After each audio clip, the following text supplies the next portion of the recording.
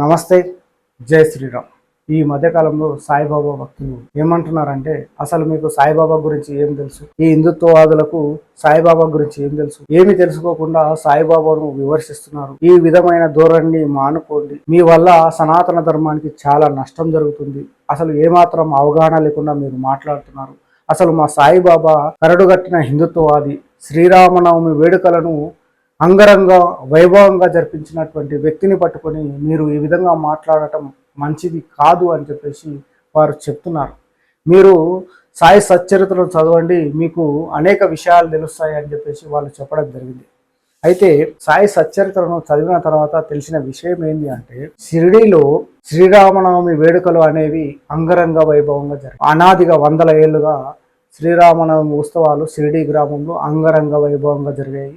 అటువంటి గ్రామంలో షిరిడీ సాయిబాబా ఏం చేశాడు? శ్రీరామనవమి ఉత్సవంలో పాల్గొన్నాడా అంటే పాల్గొనలేదు అనే సమాధానం సాయి సచ్చరిత్రలో ఉంది స్పష్టంగా. ఆ శ్రీరామనవమి ఉత్సవం జరుగుతున్న రోజు ఇస్లాంకు సంబంధించిన ఒక పండుగను చేసుకుంటామని చెప్పేసి తన భక్తుల చేత ఒక అర్జీని పెట్టించడం జరిగింది. ఆ జిల్లా కలెక్టర్ ఒప్పుకోలేదు దానికి. ఈరోజు శ్రీరామనవమి ఉత్సవం జరుగుతుంది, మీరు ఇస్లాంకు సంబంధించిన పండుగ ఏ విధంగా చేస్తారు అని వాళ్ళు సందేహపడి వాళ్ళు పర్మిషన్ ఇవ్వలేదు మొదట. అయినప్పటికీ షిరిడి సాయిబాబా పట్టుబట్టి అదే రోజు మేము ఇస్లాంకు సంబంధించిన పండుగ మేము కూడా చేసుకుంటాం షిరిడి గ్రామంలో అని చెప్పేసి పట్టుబట్టి మళ్ళీ అప్లికేషన్ పెట్టియడం జరిగింది వాళ్ళ భక్తుల చేత. వారికి పర్మిషన్ రావడం జరిగింది. చూడండి, షిరిడి గ్రామంలో శ్రీరామనవమి జరుగుతున్న రోజు అదే రోజు ఇస్లాంకు సంబంధించిన ఒక పండుగను షిరిడి గ్రామంలో సాయిబాబా పట్టుబట్టి జరిపించడం జరిగింది. ఈ విషయాన్ని మాకు సాయి సచ్చరిత్ర చదవడం ద్వారా తెలుస్తుంది. ఆ తర్వాత కొన్ని సంవత్సరాల తర్వాత 10-15 సంవత్సరాల తర్వాత ఒక సాయిబాబా భక్తుడికి ఒక ఆలోచన వస్తుంది. ఈరోజు శ్రీరామనవమి రోజు కదా, ఈరోజు మనం ఇస్లాంకు సంబంధించినటువంటి పండుగ చేసుకుంటున్నాం కదా, మరి ఈరోజు శ్రీరామచంద్రుడికి సంబంధించినటువంటి పుట్టినరోజు, పెళ్లి రోజు రెండు కూడా శ్రీరామనవమి రోజే జరుపుతారు కాబట్టి మనము పుట్టినరోజు వేడుకను ఎందుకు జరపకూడదు అని ఆ భక్తుడికి ఒక ఆలోచన వస్తే ఆ భక్తుడు వెళ్ళి సాయిబాబా దగ్గర ఉన్నటువంటి ప్రధాన సేవకులకు చెప్పడం జరిగింది. ఆ ప్రధాన సేవకులు విన్న వెంటనే ఆహా, ఎంత మంచి ఆలోచన, ఖచ్చితంగా సాయిబాబాకు చెప్పాలి అని చెప్పేసి వాళ్ళు అనుకుంటారు. కానీ వాళ్ళు సందేహిస్తారు, షిరిడి సాయిబాబా ఒప్పుకుంటాడో లేదో ఈ విషయం చెబితే అని చెప్పేసి వాళ్ళు వెనక ముందు ఆడతారు, భయపడిపోతారు. ఆ తర్వాత వాళ్ళు ధైర్యం తెచ్చుకొని వెళ్ళి సాయిబాబాకు చెప్పడం జరుగుతుంది. అప్పుడు సాయిబాబా తన ఆమోదం తెలపడం జరుగుతుంది. సుమారు 6 సంవత్సరాలు మాత్రమే షిరిడి సాయిబాబా ఆధ్వర్యంలో శ్రీరామనవమి ఉత్సవాలను జరిపించడం జరిగింది. ఒక చోట జరుగుతున్నప్పటికీ ఇంకొక చోట జరిపించడం జరిగింది. అదే చోట అంతకు ముందు కొన్ని వందల ఏళ్ళుగా జరుగుతున్న చోట వెళ్ళి షిరిడి సాయిబాబా పాల్గొనలేదు. ఆ యొక్క సందర్భం మొత్తం కూడా సాయి సచ్చరిత్రలో ఉంది. మీకు ఆధారాలతో సహా చూయిస్తూ చెప్పడం జరుగుతుంది, చూడండి. శ్రీ సాయి సచ్చరిత్ర తెలుగు, గోవింద రఘునాథ్ దబోల్కర్ కృత. ఈ పుస్తకాన్ని రాసినటువంటి వ్యక్తి శ్రీ సాయిబాబా సంస్థాన్ ట్రస్ట్ షిరిడి వాళ్ళు దీన్ని ప్రచురించారు. మనం స్పష్టంగా చూస్తున్నాం. దీన్ని 2023లో ప్రచురించినటువంటి పుస్తకం ఇది. పేజ్ నంబర్ 55లో చూడండి. ఇది 1897లో జరిగిన ఉరుసు ఉత్సవం జరుపుకోవడానికి జిల్లా కలెక్టర్ అనుమతికై దరఖాస్తు పెట్టింది. గ్రామ కులకర్ణి దానిపై ఏదో వ్యతిరేకంగా చెప్పినందున అనుమతి రాలేదు. ఎందుకు వ్యతిరేకించాడో చూద్దాం. కానీ బాబా ఆశీర్వదించి ఉండుటచే మరలా ప్రయత్నించగా వెంటనే అనుమతి వచ్చను. బాబా సలహాను అనుసరించి ఉరుసు ఉత్సవంను శ్రీరామనవమి నాడు జరుపుటకు నిర్ణయం చేశారంట. ఉరుసు అంటే ఏంది? సమాధి చెందిన మహమ్మదీయుల మహాత్ముల దగ్గర, అంటే సమాధుల దగ్గర ఏటేటా భక్తులు జరుపుకుని ఆరాధన. ఇటువంటి ముస్లిం పండుగను తీసుకొచ్చి శ్రీరామనవమి రోజు జరపడం కోసము సాయిబాబా ప్రయత్నిస్తే కారణం ఒప్పుకోలేదని ఇక్కడ స్పష్టంగా అర్థమవుతుంది. కానీ మరలా పట్టుబట్టి పర్మిషన్ తీసుకురావడం జరిగింది. ఆ రోజు నుండి శ్రీరామనవమి రోజు అంగరంగ వైభవంగా షిరిడీలో జరుపుకునే శ్రీరామనవమి రోజు, హిందువులు పరమ పవిత్రంగా భావించే శ్రీరామనవమి రోజు ఉరుసు ఉత్సవం జరిపించినటువంటి వ్యక్తి మన షిరిడి సాయిబాబా. సుమారు 5 ఏళ్ల తర్వాత ఈ ఉరుసు ఉత్సవంతో పాటు ఇంకొక ఉత్సవం కూడా ప్రారంభమైంది. కొరలా గ్రామంకు చెందిన అమీర్ షక్కల్ దలాల్ అను మహమ్మదీయ భక్తుడు చందన ఉత్సవంను ప్రారంభించను. ఈ ఉత్సవం గొప్ప మహమ్మదీయ ఫకీరుల గౌరవార్థము చేయుదురు. ఉరుసు ఉత్సవమే అంటే మళ్ళీ చందనోత్సవం కూడా ప్రారంభించారు. ఇదొక మరొక మహమ్మదీయుల పండుగ. ఈ ప్రకారముగా 1897 నుండి 1911 వరకు ఉరుసు ఉత్సవము శ్రీరామనవమి నాడు వైభవంగా జరుగుతుండెను. ఉరుసు ఉత్సవం అంట శ్రీరామనవమి రోజు అంగరంగ వైభవంగా జరుగుతుందని చెప్పేసి వీళ్ళు రాసుకొస్తున్నారు. ఏ విధంగా అంగరంగ వైభవంగా చేసేవాళ్ళు ఉరుసు ఉత్సవాన్ని అంటే, పేదలకు అన్నదానం అనిన బాబాకు చాలా ప్రీతి. అందుచే ఈ ఉత్సవం సమయమందు అన్నదానము విరివిగా చేయుచుండిరి. భోజన పదార్థములు మిఠాయిలు రాధాకృష్ణమయ్య ఇంటిలో విస్తారముగా వండబడుచుండేవి. అనేక మంది సంపన్నులైన సాయి భక్తులు స్వచ్ఛందంగా పూనుకొని ఈ సేవలో పాల్గొనుచుండారు. వాళ్ళ దగ్గర డబ్బు ఉంది, సేవ చేసే భక్తులు ఉన్నారు. రాధాకృష్ణమయ్య అనే ఒక మహిళ కూడా పిండి పదార్థాలను వండి పెట్టేది. ఆ విధంగా ఈ ఉరుసు ఉత్సవాన్ని అంగరంగ వైభవంగా చేయడం మనం చూస్తున్నాం.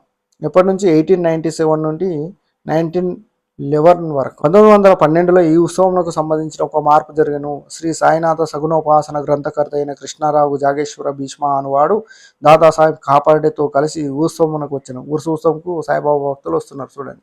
వారు దీక్షిత్వాడలో బస చేసిరి. ఉత్సవం ముందు రోజు కృష్ణారావు దీక్షిత్వాడ వసారాలో పడుకొని ఉండెను. ఆ సమయంలో లక్ష్మణరావు ఉరఫ్ కాకా మహాజని పూజా పరికరములు పల్లెముతో మసీదులకు పోవుచుండెను.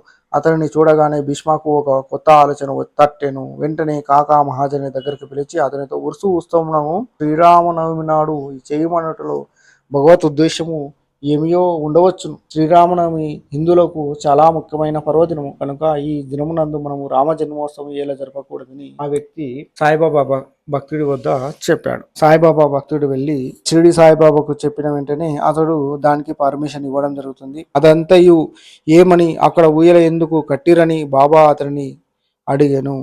శ్రీరామనవమి మహోత్సవం ప్రారంభమైనదనియు అందులకే ఊయల కట్టిరనియు అతడు చెప్పాను. బాబా మసీదులో నుండి భగవంతుని నిర్గుణ స్వరూపమును సూచించు నింబారు నుండి 2 పూలమాలలు తీసి ఒకటి మహాజని మెడలో వేసి ఇంకోటి భీష్మాకు పంపాను. హరికథ ప్రారంభమయ్యను. రామకథా సంకీర్తనము ముయ్యగానే భాజా భజంత్రిల ధ్వనుల మధ్య శ్రీరామచంద్రమూర్తికి జై అను జయ జయ ధ్వానములు చేయుచు పరమోత్థాములో అందరూ ఒకరిపై ఒకరు గులాల్ చల్లుకొనిరి. అంతలో ఒక గర్జన వినబడెను.